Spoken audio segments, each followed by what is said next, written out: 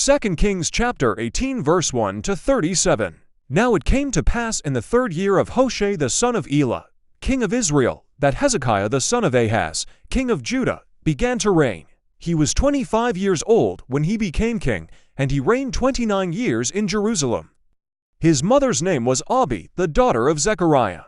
And he did what was right in the sight of the Lord, according to all that his father David had done. He removed the high places and broke the sacred pillars, cut down the wooden image and broke in pieces the bronze serpent that Moses had made. For until those days the children of Israel burned incense to it, and called it Nehushtan. He trusted in the Lord God of Israel, so that after him was none like him among all the kings of Judah, nor who were before him. For he held fast to the Lord, he did not depart from following him, but kept his commandments, which the Lord had commanded Moses. The Lord was with him, he prospered wherever he went.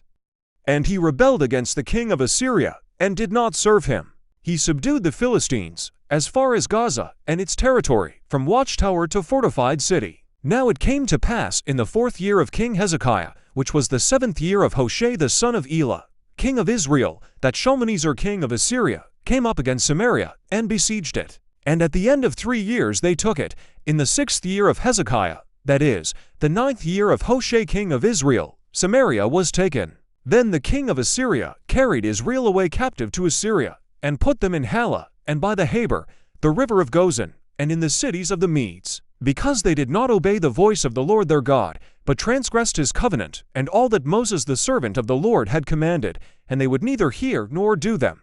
And in the 14th year of King Hezekiah, Sennacherib king of Assyria came up against all the fortified cities of Judah, and took them. Then Hezekiah king of Judah sent to the king of Assyria at Lachish, saying, I have done wrong, turn away from me.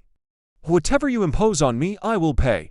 And the king of Assyria assessed Hezekiah king of Judah 300 talents of silver and 30 talents of gold. So Hezekiah gave him all the silver that was found in the house of the Lord, and in the treasuries of the king's house. At that time Hezekiah stripped the gold from the doors of the temple of the Lord, and from the pillars which Hezekiah king of Judah had overlaid, and gave it to the king of Assyria. Then the king of Assyria sent the Tartan, the Rabsaris, and the Rabshakeh from Lachish, with a great army against Jerusalem, to King Hezekiah.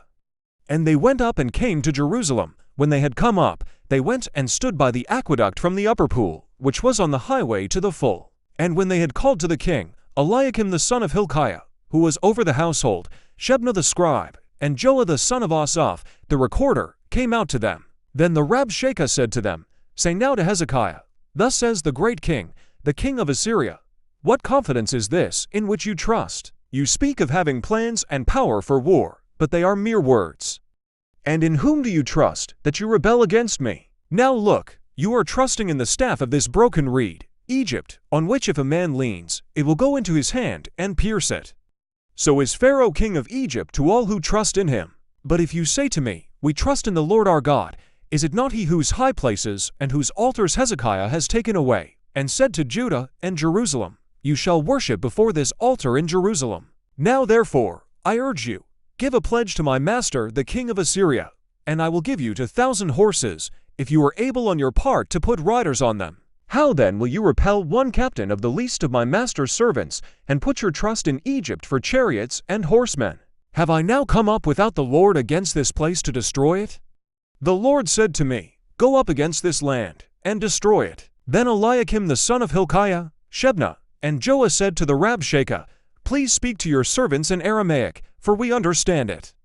And do not speak to us in Hebrew in the hearing of the people who are on the wall. But the Rabshakeh said to them, Has my master sent me to your master and to you to speak these words, and not to the men who sit on the wall, who will eat and drink their own waste with you? Then the Rabshakeh stood and called out with a loud voice in Hebrew, and spoke, saying, Hear the word of the great king, the king of Assyria. Thus says the king, Do not let Hezekiah deceive you, for he shall not be able to deliver you from his hand. Nor let Hezekiah make you trust in the Lord, saying, The Lord will surely deliver us. This city shall not be given into the hand of the king of Assyria. Do not listen to Hezekiah, for thus says the king of Assyria, Make peace with me by a present, and come out to me.